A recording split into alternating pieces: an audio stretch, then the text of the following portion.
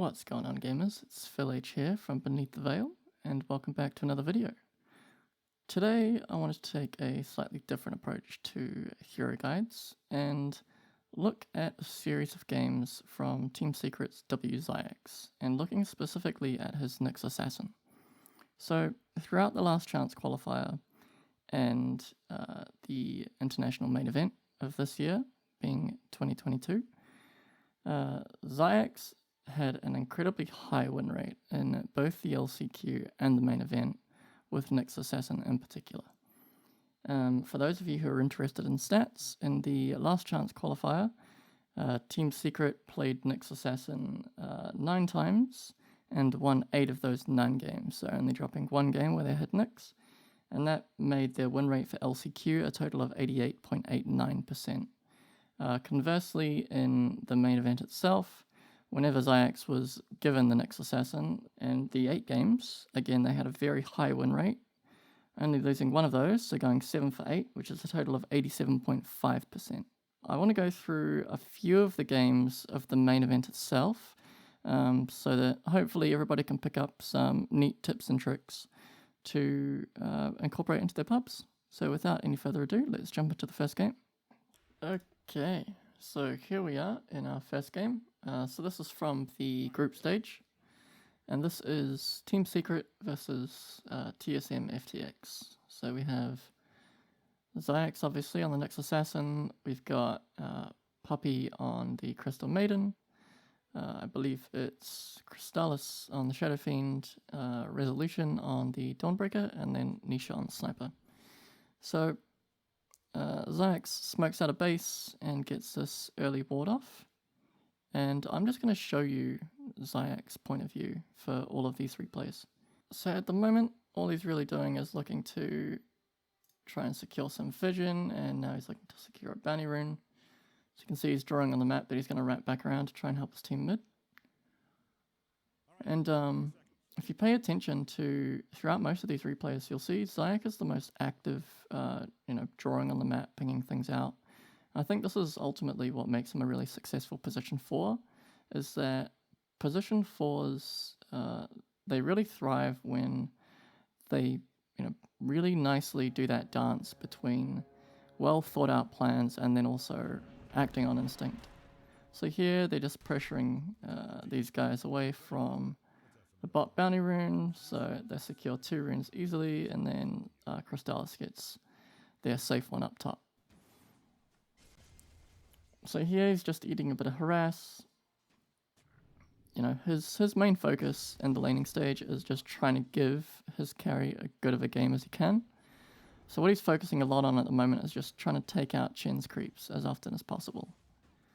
Because as long as he takes out those creeps, then he relieves a lot of pressure that's on his carry. And then Crystallis can just continue to, farm up. So again, Chen dominates a creep. Zayac is instantly pressuring it. Just because that means, that's less spells being used on his core. So skipping ahead here, it was really the first 5 minutes were just a whole lot of nothing, to be honest, in this lane. It was all kills happening mid and bot. So at this point, Nyx is level 3. You can see that his Shadow Fiend's level 5. The enemy Drow Ranger is also level 5. So he's just continuing to sort of play around the lane. He's blocked this hard camp just to stop Chen from being able to dominate more higher pressure creeps. And now he's just watching what's going on in other lanes to decide whether he needs to go and help or not. Side doesn't need to, so he's going to try and get a very late pull off. She'll get. And again, he's just always watching the state of the game. He's got his TP up, so he can always rotate if he needs to. But otherwise, he's just helping, give his core lane control. And what he's really waiting for ultimately is the 10-minute tome, so that he can Vendetta out straight away. Here he sees an opportunity, so they rotate in with the Dawn. And now that's an easy pick off on their carry. And now he's considering starting to roam. Even though he's not level 6 yet, he's realized that he's got enough pressure with his cores that he can be of help here. So he TP's mid, Nisha's got his headshots off. He's just going to impale to secure that kill.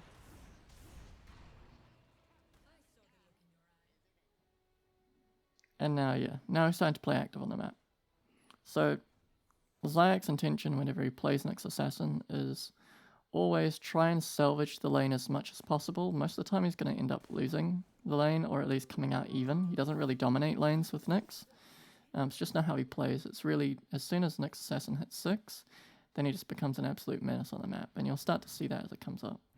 So here he's just helping where he can, looking to try and help secure a kill here, which unfortunately they miss out on. Doesn't quite find the spot that Saberlight TP's out on.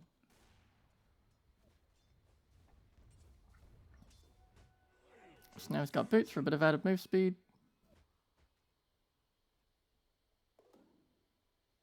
And you'll see, let's just skip ahead here. Okay, so here we are at the 10-minute mark. You can see he's queued up the tome here. As soon as it drops, buys it. Now he's going to ferry that out. So he's just finished up his tranquils as well. Okay, so he has the tome on board, and as you'll see, he will hit level 6. Oh, no, I lied. So I got the tome out, but he didn't actually hit level 6 on this instance. Most of the other times when he gets the tome out, he hits 6. So in this case, he's looking to play... I think he's just going to actually sit mid and soak until he hits 6. Yeah, there you go. So he hits 6, Vendettas. And now he'll look to make a play with it. So he's going to go Adventure Bot, Vendetta. And he's always looking off the first Vendetta to pick up a high quality kill. He will very happily run past Chen most of the time. Well, in this situation, he's playing with the idea and then decides, no, let's go for the quad. So, really nice setup. Unfortunately, Chen's save is just enough. And they turn that.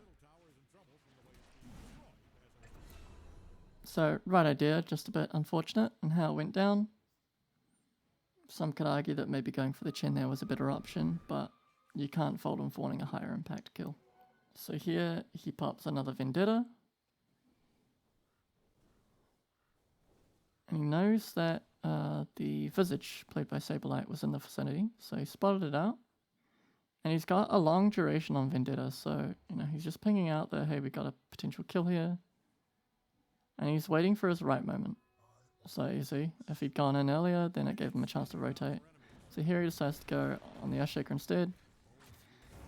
He whiffed his stun, which is very unlike him, but sometimes that's just how it goes, They dodge a way that you weren't expecting. And he'd rather take an Echo Slam off the field rather than try and get a kill onto their off lane, because they can always pick him off later on. So here he's helping Puppy secure some vision, make sure that they don't have aggressive wards. So Puppy and Zayac go for a smoke play here with the sniper. So it's something to keep in mind with Nyx is that you can smoke in and then you can pop your Vendetta when you're getting closer to enemies. So he pops it here. And he's using himself as a way to spot. So he finds, and he's literally just, that was a really quickly converted kill. Let's just go back and analyze what happened there. So as soon as he comes in, he waits until he's at a spot where his smoke could potentially break, and now he Vendettas. And now as he comes in, he's literally just watching to see if his smoke breaks. Because most of the time, there you go, smoke breaks. Now he knows that somebody's in the area. So he finds him, knows that he's got 2 players right behind, he immediately drops his combo. So right clicks out of his ult, which gives him the crit, then impales. And now that's more than enough to burn their mid Queen of Pain full to 0. They didn't even need the rotate in from Rezo there, but it was just a means to secure a kill. So really nicely done, really nice combination of using smokes and then using your Vendetta as well. Now they're just looking to be a pain, They want to push into the enemy side of the map. Obviously they've got Visage in their top lane who's pushing, but they'd rather get this tier 1 tower because it opens up the map for them really nicely. So now it's all secured, and now you'll see that Zayac will start to establish some more aggressive vision. So it drops the ward behind their tier 2 bot. And this is an indication that this is their next goal. So in an ideal world, they want to get the bot tier 2 because that does many things for them. It allows them to pressure high ground, and most importantly, it pressures the high ground in a way that pulls the enemy away from the Roche pit. So that's always something to think about, is that how your map pressure forces enemy movements and what that opens up to you on the map as a result. So that's what he's thinking about here. And now he's just, looking to establish, make sure that the enemy don't have vision around Roche, because it gives them the option to play around it. Now he gets a haste rune. He makes a really nice Tumbler's Toy play here. So this is the importance of directional pathing. See that just jumps straight up onto the high ground there. And now he finds the Visage on his own. Moon Meander rotates in as well. And they save him. So a little skirmish there. He didn't quite get the result, but he's still got Vendetta up.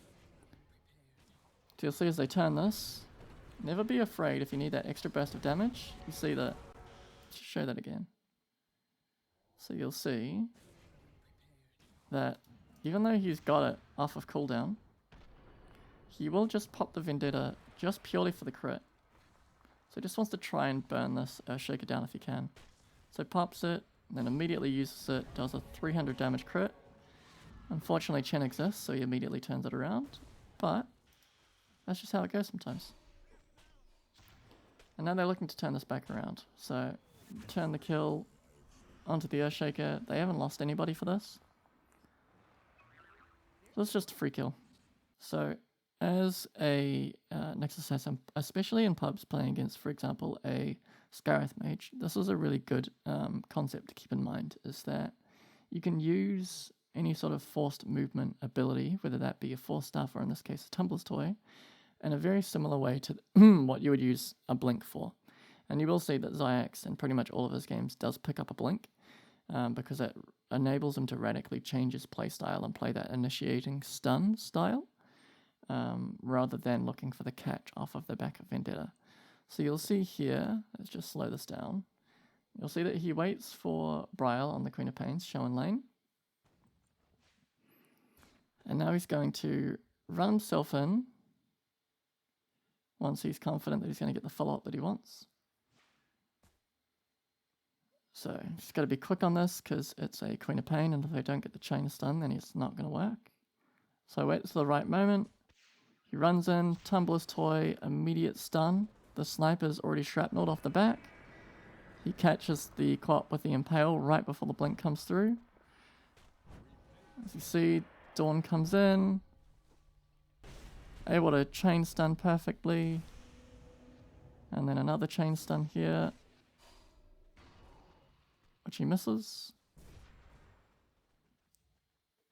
But that is a really, even though it didn't work out in this context, and the fight goes on, they get huge rotations in, regardless of the fact that it didn't go well, there's really nice ideas at play there.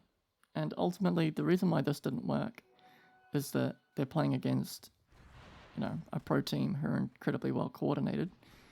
I can pretty safely assure you that if you're doing those sorts of plays in pubs, and your 3-man gets their, most of their chain stuns off in a reasonable fashion with minimal overlap, you're going to be getting kills most of the time there, just because you're not going to get the rotations from the enemy team. And as you can see here, Zayac is now queuing up a blink because he wants to make more of those plays.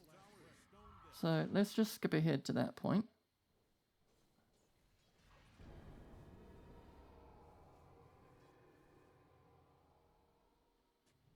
So Vendetta's in. He's realized based on the creep behavior that they've got sentries there. So whenever the Drow drops that, he just carapaces for the chain stun and then blinks off the back of it. So let's just watch that again, because that's a really nice idea. What you need to consider is that you can always use carapace to set this up. Because the nature of carapace, as you can see here, activating spike carapace will not break Vendetta invisibility. So you can stand in lane and just punish lazy spellcasting by getting a free stun off of the back of carapace and then blinking in to set up an impale.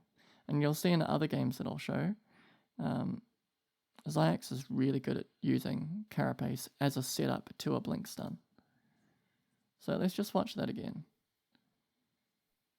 So Tomato is just being greedy here, looking to push it out. So pops Carapace, gets the stun, immediately blinks, and now he's waiting for his own stun. So he's really in tune with how long it takes. So chains his own stuns. Rezo's stun comes in and lands well before that one expires. Rezo chains his own stuns. And just really nice set of chain stuns. And they've got just enough damage to finish it off. So really nice combination of understanding how you can chain your own abilities and then each player doing that. As you saw, there was maybe, a second or so of stun overlap between Rezo's ult stun and the last of Zayac's Impale, but again, in pubs, you're going to get that sort of overlap. It doesn't mean that your combos aren't strong. So yeah, that was all I wanted to show in this game. Let's go on to game 2 of the same series. Here we are in game 2 of the same series from the group stage. Team Secret versus TSM FTX. So Secret are a map up at the moment, so they either draw this series or win it. So again, they smoke out, and Zayac is looking for a reasonably aggressive ward, which is why they smoke out for the added move speed. So here he gets the ward that he wants. He spots out that Chen is playing up around the top rune. He, through being the god gamer that he is, as you'll see, gets a beat that Chen probably placed a ward up around that area. So this game, Zayac gets to play a proper pos 4. He is playing with Resolution's Mirana, and this opens a lot of really really high impact plays that you can do because he's got a stunning hero in his lane.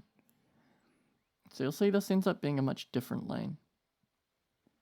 So here he's looking to pressure. There is just instincts are on point, so he gets a free ward. And now he gets a ward, he gets a rune as a result. So, and he had his Impale there, so there's literally nothing Morphling can do to counteract that, because if he tries to go for it, he's just going to get stunned. So, in this sort of a situation, Zayac gets to play a much different game than what he was playing last game. So last game he was playing position 5 with Shadow Fiend, right? So, all his job was to just try and give his laning partner the best game that he can. Try and salvage the lane, really. In this, he's got opportunities to be a lot more aggressive. Again, same thing with the Chen. He's just looking to nuke those creeps as much as possible, do a bunch of damage onto Chen at the same time. And now Dubu has to respect Zayac because he's just lost a bunch of HP. So, there you go. Nice little stun to set up an arrow to just immediately eliminate a Dubu creep. And you'll see that they'll do this a lot. They're threatening simultaneously, stuns and arrows onto a hero or stuns and arrows onto a creep just to mitigate Chen's aggressive ability. Here he's just stopping a side pull. And this is what he'll do generally, is just be as irritating as possible while making sure that he's giving Resolution as good of a game as he can, continuing to play together to shut down any pressure that Dubu might be trying to cause. So here Resolution is really just almost trading farm. He's just consistently feeding off of the Chen creeps, and Zayac is just giving him that game, getting denies where he can, trying to be as irritating as he can in general. So at this point, there's some really nice instincts on Zayac's part, just being aware of the timing of pulls. He realizes that Dubu's tried to do a sneaky pull, and he just cuts that off at the pass, brings the creeps back to the lane, and then stuns to set up a chain stun onto the morph, do a bunch of damage, just scare him a bit. So he's just very aware of, at the same time that he could side pull, which is around that minute and 17 or minute and 47 seconds. When you're playing this side of the map in particular, The Dire can also try and pull the hard camp directly to their lane. So Zayac's just really solid awareness of what can be happening and always looking to play around it. So you'll see here again, he's always watching what Dubu is up to on the Chen. So he's going, hang on, this is the right time for him to try and do it again. Let's cut him off at the pass, and he does it again. And just brings them back to lane, says, no, no, no. The lane's where we want it. You can't have it. This is ours, thank you. And just continuing to put the morph in danger. So now that he's done that, he feels safe to go and do a stack himself. So unfortunately, he whiffs this. What he should do instead is actually, so with these camps, just a interesting thing to know is that if you attack this creep in particular, the Dark Troll Summoner, the second he takes damage, he will immediately raise dead, and those skeletons will not aggro onto you. If you attack either of these two creeps instead, the Hill Trolls, then the whole camp will aggro you and actually leave. So just a little bit of a misplay there. You do see that he actually goes to right click and then cancels his attack animation. And I think that's why he messed it up. Was that he just panicked and then re-attacked and then attacked the wrong one. But I don't know for sure. But for those of you watching this video, so you know, that is your workaround to those camps. If you want to stack them, never use a spell that's an AoE to try and clear them because you'll damage the Troll Summoner and he'll raise dead.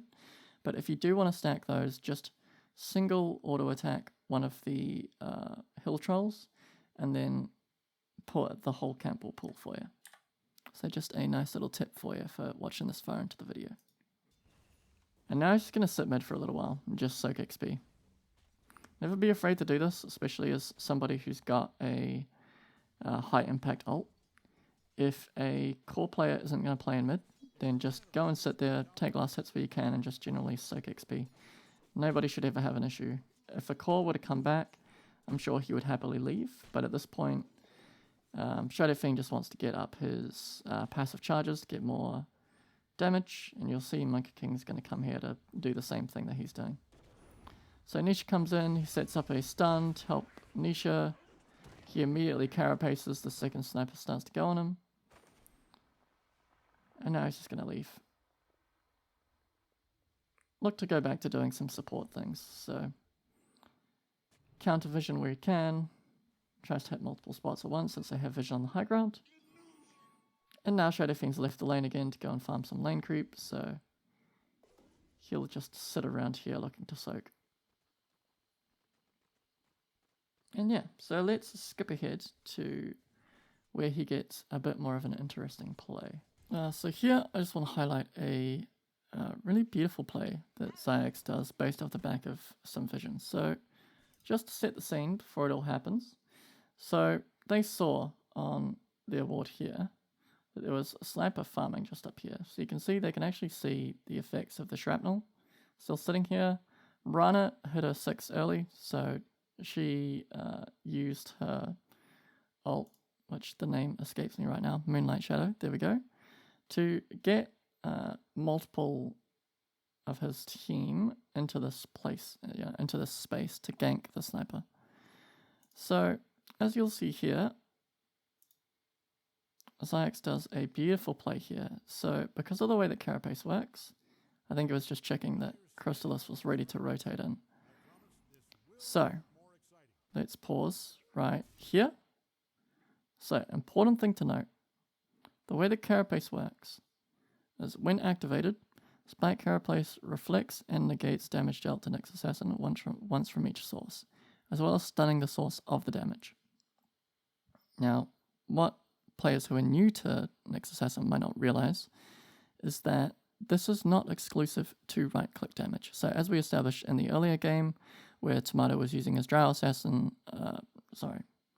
was using Drow Ranger rather, using multi-shot to multi-shot the wave, Zayac could pop Carapace in that instance and it would stun the Drow Ranger. This is the exact same concept with any sort of AoE effect. So he is able to effectively abuse the sniper's use of shrapnel by popping Carapace and then running into the AoE of the Shrapnel. This is great against other pub stumpers like Witch Doctor, for example. If you get maledicted and then he starts to channel his Death Ward, if you pop Carapace, the second the first proc of the maledict goes off, it will stun the Witch Doctor in return.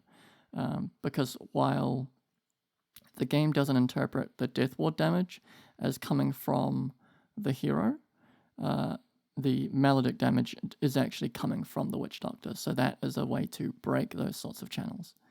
So here what he's doing is he's just punishing Sniper's use of the Shrapnel, and he's using it to set up a 4-man rotation. So you'll see here he gets the free stun off on the Sniper, finds him there, immediately follows up with the Impale and catches him. Mirana's going to throw out an arrow. Crystallis is rotating in with the Solar Guardian. So they're just getting chain stun after chain stun. Nisha's getting free razors off and just absolutely obliterates the Sniper. And then Crystallis is going to hit a couple of creeps and then decide that he's going to carry on doing his position 1 Dawnbreaker things and go back bot to continue to ease pressure on the bot tower that Brood's trying to cause. And that is just beautiful part and parcel of why especially Dawnbreaker is so strong, but why aggressive vision and being able to punish it with Nyx Assassin is so good.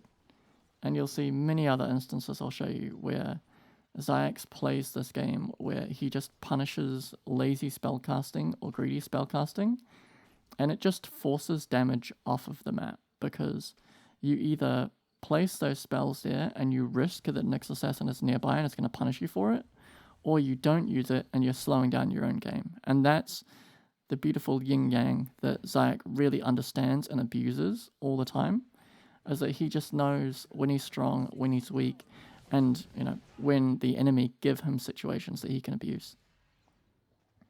So here he vendettas. This is his first vendetta after getting the tome, and now he's really deciding what he wants to do next. So he was considering ganking the Chen. He sees that the Sniper's bot, then he decides actually we want top tower, so I'll come and help secure this instead.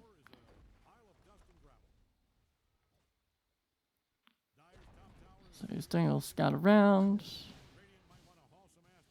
finds them off, and notice he's being patient, so he doesn't immediately look to use his chains. Use his chain disable, then he realizes, hang on, they can see me here, so let's just take that out. I feel safe that my team's nearby, so I don't mind not getting value out of my vendetta there. And this is just one of those things where instead of looking for the value and overextending and getting punished, he'd rather just secure some vision, take out a sentry. The next time his ult's off, which is within the minute, that's one more spot that he knows that they've either reinvested vision into or that they don't have vision anymore. So he's preemptively setting up, he's looking to sentry here, and now he's looking for a deeper ward as well. With the sole intent that he's got Vendetta back up now, so now he's looking to continue to try and make plays. Dawnbreaker's ult is up, they immediately deward, so he goes, okay, they've got sentries there. But they don't have a sentry around where my current sentry is, so he's going to keep playing around it. He's looking to see what Rezo's up to. And now deciding, do I go on the Chen? Maybe, well, they have vision here, so I have to go in. There you go, free kill. In that situation, he knew that they had a sentry there, so he knew that he just needed to go in, find him, stun him, and then just have faith that the rest of the team were going to follow up. Otherwise, if he wasn't sure that his team were going to follow up, he just wouldn't go. Okay, so 2 more things I want to show you here. So let's skip forward just a little bit. Okay, so here they find a few spiders.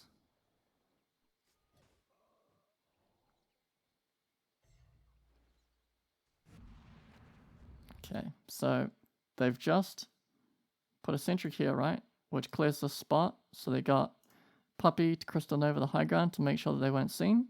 They immediately smoke up off the back of that. So they're safe in the knowledge that they can't be seen using the smoke. So now they're going to smoke, just the 2 of them. And they've got the idea all the time, right? That their Dawnbreaker can come in at any moment. So while this might be a 2-man smoke, in actuality it's a 3-man gank. So here They're just looking to rotate in. Let's go back to Zayac's items. Yeah, so then they set up a stun, full rotation, ult from the CM as well, and then 4-man ult on the POS one. So just really nice value plays, understanding how, there you go. He's using the nice little bit of small flying vision he has around his hero to get a free ward there. And yeah, just really understanding the combination of skills and what that gives them and how they can use that to max efficiency. So, you know, while lower level pubs might be inclined to bring the Dawnbreaker in on that smoke, there's actually no need. If you've got the ult there, you can just communicate, hey, this is what we're doing. When we get near, we'll drop our abilities, you follow up with your ult. That means that, you know, if they're playing a core role, they can quite happily sit there continuing to farm, and then they'll rotate in when they're needed, and then they get to rotate out with the free TP as well. So here, there's just a little bit of a ward battle. Zayac is like, no vision for you, thank you very much. And there's just one other clip I want to show you in this game. So at a certain point, TSM FTX get sick of Zayac in particular and decide that they are going to try and counter him. So on the Chen here, we have a geometry site. One of Nyx's hard counters, because what if you can't be invisible anymore because we see you all the time? And what if all of your aggressive vision, we get to deward because we get passive true sight and an active that allows us to activate it on the high ground, right? So they're just really looking to shut down this Nyx in particular because he is just setting up his team for success right through this mid game, and it's just putting his cores in a situation where when it gets to late game, where Nyx falls off, because ultimately that is Nyx's drawback. He's incredibly strong in the in the laning stage before he hits level 6. He's pretty weak. As soon as he hits level 6, he becomes an absolute monster until about the 30-minute mark, and then he falls off again. So they're looking to get to the point where they feel strong enough to start carrying gems and looking to shut down this Nyx in particular. However, through some really smart play on Zayac's part, he's able to completely circumvent all of this. So as you'll see here, he is just doing his next things with Vendetta. Just looking to make plays. Nisha finds the Chen. He collapses in. Then instead of going for everybody else, he spotted out that they have the gem already. So he immediately drops it. He's making sure that he's not getting gone on. And then he's trying to help out. Realizes, oh shit, there's the gem. So there you go. Carapace to stun the sniper. Avoiding the Morphling. Nice use of Quelling Blade here to continue to evade. Another Carapace to stun them both. And he's just playing his life here. Says, I don't care what happens, this gem is coming with me. This in your hands ruins my game, and I'm not allowing that. So he leaves, gets a little bit of farm. And now he's got his blink. Now his blink's on the way, he's got a gem, he's got the next tome out, and a set of observers and sentries. So just really nice play, shutting down a huge investment from their supports, and just playing a really nice game of draining resources on the enemy team, who are already so far behind. Like it's 20 minutes into the game, and they're 6k net worth ahead. It's not an insignificant amount of the fact that this one item costs their supports, who already don't have a lot of money to begin with, 900 gold. So there's been an almost 1k swing just in the dropping of that gem itself. And that is another example of Nyx just continuing to provide value. So I'll show you this one little bit where he does the blink reveal. Doesn't quite get what he wants out of it. That's just, offlaners doing offlaner things with a Chen and a Wraith Pact. But they get the trade kill there. Alright, let's just watch the last of this team fight before we go on to the next game. Puppy with Giga Chad CML. Sniper getting annihilated. Chen getting annihilated. And they just rolled over this game. See, it went from 6k a minute ago to a 9k lead. Like, this game's well and truly over. So let's go on to the next one. And welcome to Game 2 of the upper bracket quarterfinals. This is Team Secret against PSG.LGD. Team Secret are up a game already. They did actually already played Nyx Assassin in this series.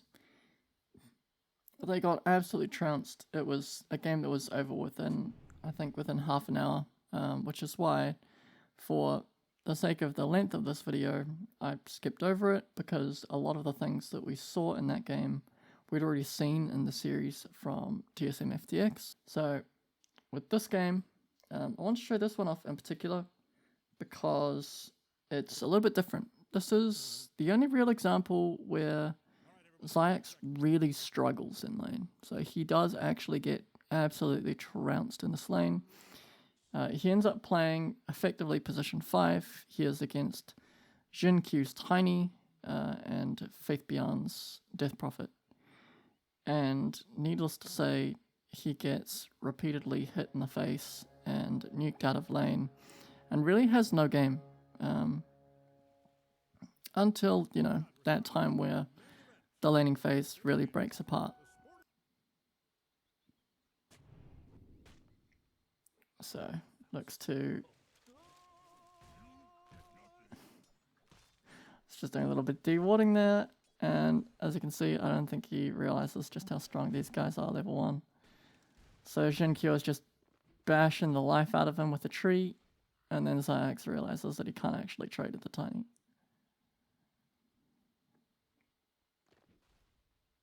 And you know, Jinkyo is a player, especially for me, somebody who loves the 4 position, is a player that I really admire. Jinkyo was actually the player who got me into playing Tusk. Yeah, so a lot of respect for this dude, and he's showing why he earns that respect. He is absolutely dominating Zayac in this lane, and he's really just trying to, again, Rezo thankfully is their offlane player, so it doesn't matter that much whether this lane goes super well or not. As you'll see, as I covered earlier on in the video, they have Crystallis as their POS 1 Dawnbreaker rather, and it's for this whole combination of what Nyx gives Dawnbreaker that they're continuing to run this combo. So while it isn't necessarily the worst thing that Zayac gets trounced in this lane, I think it's really important to show what you can still do as a Nyx to just get out of the laning phase and then start to turn the tides. Because that is ultimately what happens. Though he's just trying to trade a little bit with Tiny still just getting absolutely demolished with trees. And he goes, right, okay, best thing I can do is just try and stop him from side pulling. You know, keep the lane underneath your tower at all costs. And, you know, as a Death Prophet, you're going to end up, just by virtue of how your spells work, you will normally push the lane. So the idea is normally you push the lane and then your position 4 pulls the lane, and then you just continually sort of free farm that way, right? And you're denying a wave each time. Here he's preemptively doing it to stop the pull.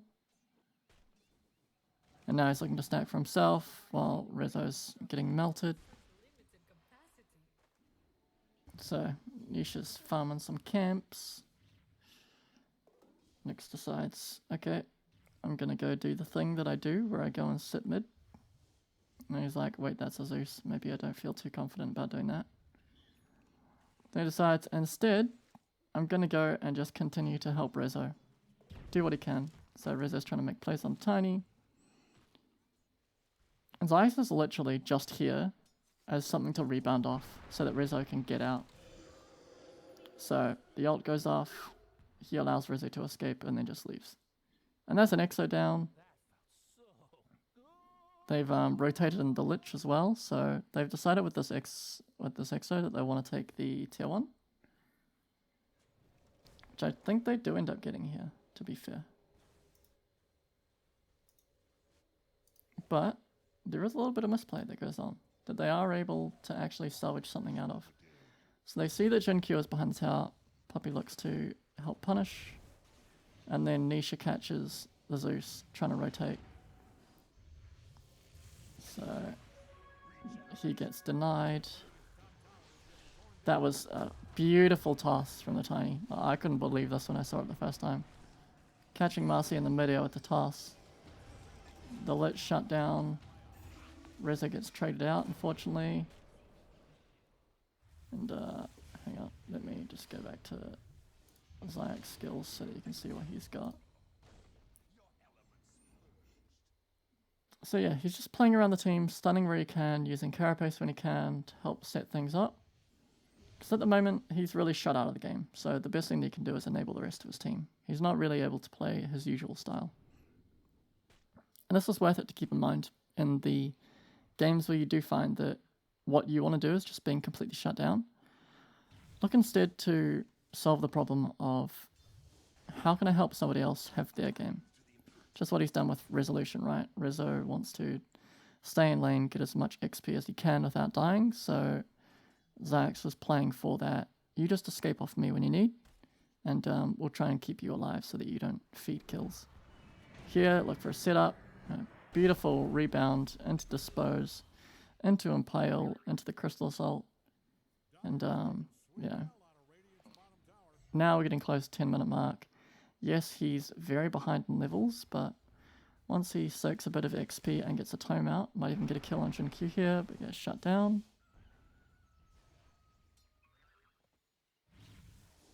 You know, he's making the right plays despite playing from behind. And now they see that a rotation's coming in, so you know he's pinging out that they're here. Looking for a stun, gets feared, Rezo's in. They get in. He's just avoiding the exile at this point. Looking to Carapace, try and clip the Death Prophet. Fortunately, Rezo's going to die to the Antic out. And now he got his Vendetta in the middle of that team fight. So as Curry actually turned up, he instantly activated the Tome and then went Invis. And now he's turning a kill onto the mid as well. He's a little Tumbles toy to get out of the way of the MK ult. MK stun, even though he still gets stunned. And just continuing to enable his team here. So here he's just looking to try and hold the tower for as long as he possibly can. So this typically as a support what you'll want to be doing. Ideally you don't want to die for it. That's a beautiful Tumbles toy play. And against anybody that wasn't a pro team, he'd get out of there alive, but unfortunately, despite this nice 2-man stun, still gets punished. But I just want to highlight that play in particular, because this was an absolutely sick play that shouldn't go. He directional path to get the right direction to then Tumbler's toy to try and escape, because you can't get through here unless you cut the trees. So I just want to highlight that play. Even though it didn't work out, it was beautiful. He had the right idea. Any sort of forced movement plus directional pathing, you can get all sorts of those little juke plays out. Maybe if you had Vendetta up, he would have got out scot-free, but you can't have it all the time. So here's just some general map awareness. So he knows that Zeus is playing mid. And he's just seen that somebody else has been playing around those creeps, right? So he's Vendetta'd out. Looking to see they've got at least 3 mid. He's playing very carefully right now because he knows that if he's seen, he's instantly dead. So he's looking for the play. So he's constantly looking just to see if he gets gone on. So he's thunderbolted, so he has to be careful about where he's playing. And they've let him snake in. He gets gone on, carapaced, big stun on the Lich. Huge silence on the Lich. They don't want that Chain Frost going out. And then instantly dead on Faith Beyond. Lich buys back. Lich still has his ult, so I was looking for some sort of value. And now they're looking to take a tier 1. So continuing the general idea of what he's trying to do, you'll see that as soon as Vendetta comes off cooldown here, he's going to instantly Vendetta. He's just got information that Tiny's up top, but the rest of the team is missing. So he is going to play for info here. He's going to go scout out, Try and see if he can get a beat on where anybody possibly is besides the Tiny. He finds, oh look, a Centaur is running. There's somebody here. Finds Lich. Gets the crit. Baits out the fear. Gets the stun. Free kill on the Lich. So always playing for info, always waiting for the right time to initiate, instead of just going the second that he finds somebody. Because if he'd gone any earlier, then Chrysalis couldn't have connected and then followed up on the kill, you know? Always something to be aware of is that just because you see somebody doesn't mean you have to instantly go on them. That's just finding the right opportunity, and being very opportunistic is something that's a really good habit to get into as a position 4 player in general, rather than just, you know, getting that bloodlust and just seeing somebody and instantly trying to kill them. Wait for the right moment, because if you can get the jump on them at the right time, the right follow-up, then you'll get infinitely more rewarded. So here he's just looking to play around Rezo. He realizes there's a sentry here. What he also doesn't realize is that Rezo right about now is eating a smoke. So he tries to go in and help, comes into the back lines, pops Carapace, plays his life, tries to connect onto Rezo, unfortunately doesn't quite work out. Goes hunting for the Tiny, and just missed the Impale timing. So at this point, I just want to highlight something that we've already kind of seen Zayac doing on multiple occasions. But him and Puppy are both just sitting in trees, letting Rezo farm mid, and then Zayac decides to Vendetta out just to do a little bit of spotting. And now Puppy looks for a smoke play with all three of them. So since Zayac has Vendetta up, he's looking to get his smoke broken as soon as possible. He's playing strictly for info here. So he finds a Death Prophet, finds Tiny. Really nice patience from Rezo here to not show straight away. So Zayac goes for a little bit more, Rezo jumps in. They get a huge initiation back here. There's a crazy good counter initiation from Jin Q there on the Tiny to avalanche out. They find the Death Prophet. This play is beautiful, and I just want to highlight this again. So Zayac here has a Quelling Blade. As this whole team fight is going on, he's watching Rezo kill the Death Prophet. He's seen that Monkey has jumped onto this tree right here. And he knows that he's there, so he comes and cuts the Monkey King down to give him a huge stun. Nisha sets up all of his spells as a follow-up. You know, he does have a BKB here, can't use it. And now he finally gets it off. You know, when he's already lost 2/3 of his health, he finally gets to ult. And now they just look to leave. They go, okay, you've used your BKB, you've burned it. Here's Lich, the Chain Frost gets wasted because Rezo's got the right positioning. Immediate turn on the Lich. And now this is just a free tower.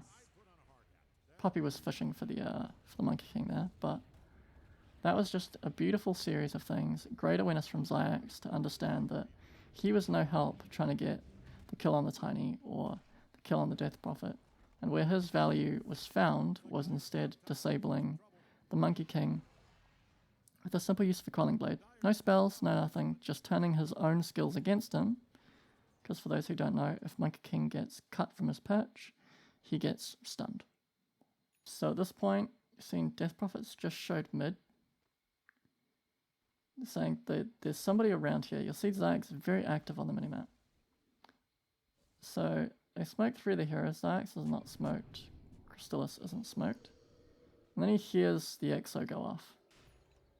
Realizes that as soon as he vendettas. For those who don't know, let's go back to the point in time where that EXO popped. See this? I wonder what PSG.LGD are possibly doing. Who could possibly know? It's always good to be aware of is that if you hear spells go off, always check the environment around you, because sometimes the game will actually tell you what's happening. There are a lot of things like if Sand King does a sandstorm in the Roche pit, you'll see it. There are lots of effects that can tell you for free when the enemy is doing Roche. So, they start doing Roche. Zayac immediately vendettas. He runs in there, He carapaces. You see big Crystal Assault. No, he's setting up Lesh stuns. So many things coming in right now. They're all standing underneath Puppy's Static Storm. Monkey King is just being absolutely demolished here. The Lich Ult comes in. Zayac is playing his own life here. He's got no mana, so he's actually useless to the team right now. He's actually better off baiting Faith Beyond out of the fight while Exo's up and eating it all than letting the rest of the team eat this right now. So he gets eliminated. They're cleaning up on the Tiny. Trying to clean up on Death Prophet. Sorry, I lied. They cleaned up on the Lich. And now PSG.LGD are trying to clean this up. Trying to turn the fight. Puppy gets to TP out. That's good. They start the progress on Roche. You know, they got some valuable kills. They got a Lich buyback. And they prevented PSG.LGD from doing what they were wanting to do. I think you'll see that now that Nyx has his Blink Dagger online, his game style is going to significantly change. I want to show this game in particular to highlight how Zayac's playstyle fundamentally changes the moment that he gets Blink online.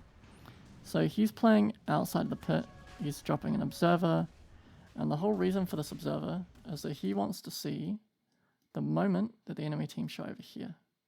And you'll see Faith Beyond meets his maker when he eventually does. So Zayac is just waiting. Immediately, the moment Roche dies, he blinks in, stuns, and it's just almost full to zero with a chain stun. Unfortunately, Faith Beyond gets a bunch of regen out. Zayac dies and immediately buys back, TPs to the tier 2. Vendetta is off cooldown, so he's looking to make some sort of play. So he blinks into the center of where Nisha's going to be, and then blink stuns. Now he's just hiding in the pit for a little bit because he's silenced. He tries to tumble his toy out, but can't quite get there. Now he just decides to disengage just by running out. But really beautiful symphony of skills from both sides there, really. You know, he has a super aggressive playstyle. The moment Roche drops is the moment that he initiates on Faith Beyond. And the team immediately follows up. Fortunately, they just don't quite have enough damage to do it. But it's that whole playstyle that you'll see. If you watch this game in full, again and again, Zayac is just manning up with his blink, looking for nice blink stuns, and just running in. This beautiful turn on an attempt on a kill on Puppy. Just crazy good coordination to hide in the trees and then get the carapace off. Blinks away from the Lich to avoid it, and then loops back around to get a stun on the Lich. Puppy blinks him back, obviously. I mean, what is that skill called? It's just the go home button, the glimpse, yeah. Glimpses them back so that they secure that kill. But yeah, this is Zayac's whole playstyle, and now, oh, this is just beautiful. The way that he punishes, nothing to say for just some aggressive spellcasting. Is it here? Oh no, wait, it'll be later, I'll show you. I think it's the last clip that I'll show you for this game. Yeah, there you go, look, he finds a kill on Zeus. Well, if almost a kill, forces out the BKB. Death Prophet gets glimpsed back and cancels it using BKB, so they force 2 BKBs, and they still get the kill. So really good value, 2 BKBs out, on cooldown now, can't be used in the next fight probably. And they still get the Zeus down out of that. So here, MK tries a play, Tiny tries to follow up, Carapace shuts that down. The Chain Frost is very strong. Gets the Vendetta damage, tries to get a Carapace off, gets a stun. Chain stuns, they clean up. And none of them died for that. Like Rizzo got away on just a sliver of HP. They just got massive value out of constant counter initiation and disruption through, you know, disruptive spells, but also Nyx using Carapace, using Impale. You know, they just got so many stuns that they can chain together, so many disables, that there's really not much that LGD can do when they don't have BKBs online. Alright, and this last clip I want to show you is just some beautiful carapace abuse by Zayac. So, as I said earlier, the secret to good carapace is understanding and punishing lazy spellcasting. So as you see here, Zayac has already identified that Nothing to Say is using his lightning bolt to farm the mid wave, right? So what he's going to do is he's going to wait. So there's 2. And now he knows that he's got to come forward for a last one. So there he is, jumps in, gets the very last proc of it, and then pops carapace, sets up a stun, follows up with Impale, follows up with Mana Burn, Crystallis is in, Nisha's in, and Zeus is chain stunned. Until he gets a second to finish his BKB and then dies to the crit anyway. And that is all down to Zayac's beautiful blink initiation using carapace, knowing the behavior of Lightning Bolt in particular, and punishing Nothing to Say, who is a brilliant player, for just some very, very lazy spellcasting is ultimately what it comes down to. But yeah, that's all for this game. I think there's maybe one more game that I want to show you today. So let's jump into the next one. Okay, so the last game that we're going to be reviewing today is Game 1 of the lower bracket finals between Team Secret and Team Liquid. So the winner of this series would then go on to play against Tundra Esports in the final. So, as you can see, they've smoked up to start the round, as they always do. And Nyx has a couple of sentries and a single observer, 6 tangos, a windlace, and a mango. This was the 7th game in the main event that Zayac played with Nyx Assassin. This was the last victory before, in the very next game, they ran Nyx again and got defeated with it. And then when they eventually went on to the grand finals, they never got, well, they never picked Nyx again. I have to go and double check the drafts for the final games, but I've got a feeling that Nyx was banned out at least once, but I'll go and confirm those numbers. So with this lane, this is a completely different style to all the other games that I'd seen Zayac play with Nyx. The reason for that is that Resolution was playing a very stable off lane. So he played Beastmaster this game. As you can see, there's a lot of tips between these two teams. There's a lot of love between all of these players. Not only because it was Matumbaman's last series, in which, you know, this time last year, Matu and Zai were playing with Puppy as part of Team Secret. But, you know, even with Insania, Mike, there's a lot of shared love between all of the players on both teams here. All being from Western Europe, of course. So, this game is a very different style to anything else that we've seen out of Zayac. And this is, you know, whenever I've played Nyx as a position 4, this is the style that I'm most used to playing. So I figured I'd use this as a last example, not only because it was one of the last games that he played in the tournament, but also because it gives the feel for your most typical playstyle. So here, he doesn't have to worry about anything like Chen summons that he's got to worry about killing. You know, all he's worrying about is applying as much pressure onto the heroes as he possibly can. So here he's looking to cut a wave. So he's going to pull this whole wave.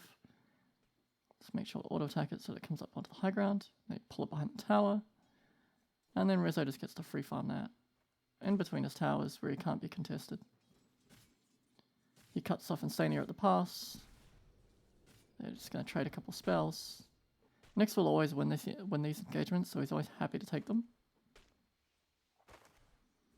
And so yeah, while the supports are trading off damage, the cores are just statically farming.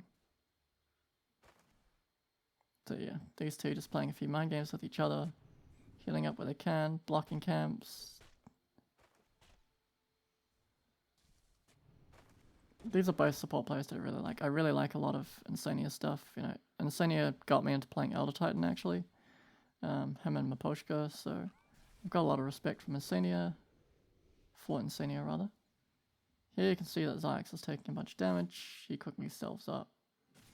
And now the creep wave is back in the middle, so he's getting zoned a bit by Insania here. It's just blocking the creep pull. Pulls it to him instead. Stuns Insania so that he can't block the pull. And now he's pulling the lane on his terms.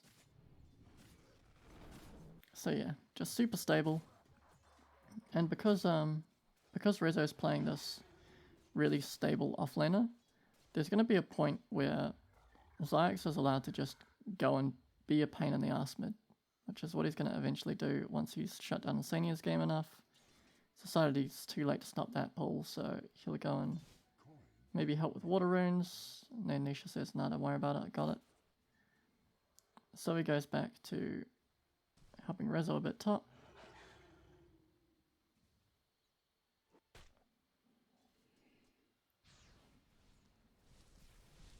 Again, side pulling, helping relieve some of the pressure on Rezo.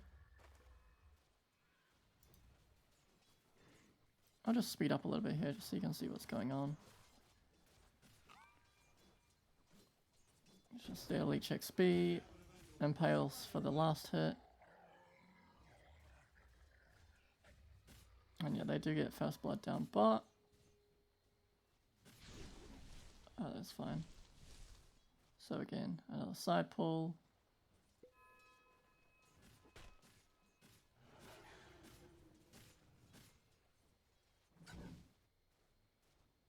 You know, Zayac hasn't really done a lot. He's just kept Insania busy, which has meant that Rezo hasn't been tanking the lich spells.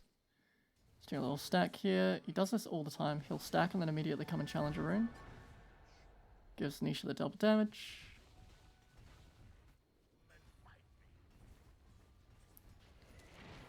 Impales. He gets turned on. Just leaves. If you're a fan of Radiant's top tower, I'd shut my eyes right now.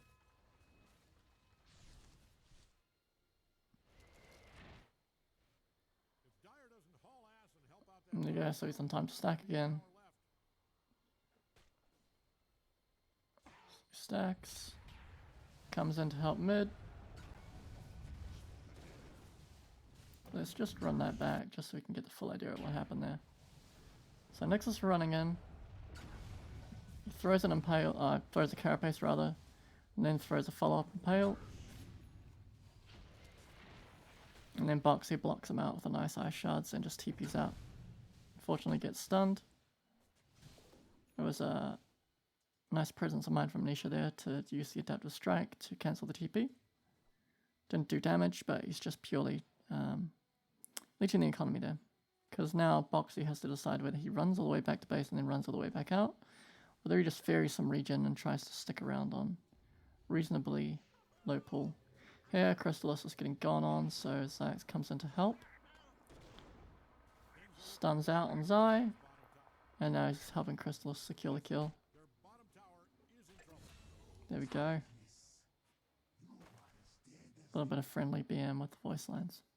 There's one final play that happens in this game that I really want to show you. Just the presence of mind on always using carapace. So let's just jump ahead. So, let's set the scene. Zayac is up here, helping to push tier 2. Just create some lane pressure.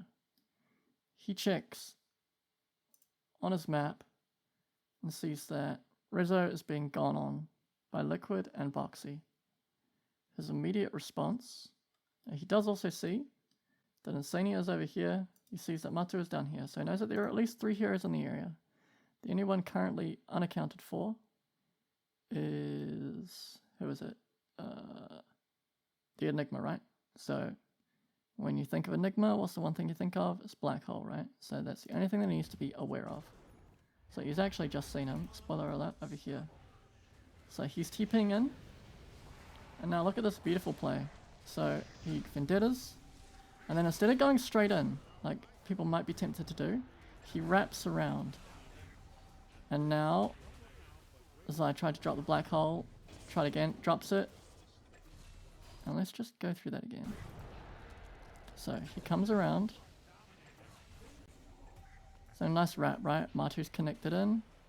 Nisha's playing out of his mind, by the way, on the Morphling. Now watch this. He sees that Enigma tries once, gets stunned. He pops the Carapace already. Gets the black hole off. He's caught. And now, Zaya's stunned from the Carapace. Black hole offline. Fight turned. Needless to say that Liquid go on to lose this game, win the next game, and then lose the series in a game 3. So never underestimate, even though Nyx died there, never underestimate the power of a well-timed Carapace. Thank you so much for watching. If there's any other heroes that you'd like me to go over, any players in particular of how they play a hero that you'd like me to analyze, please let me know in the comments. Besides that, I'll see you in the next video.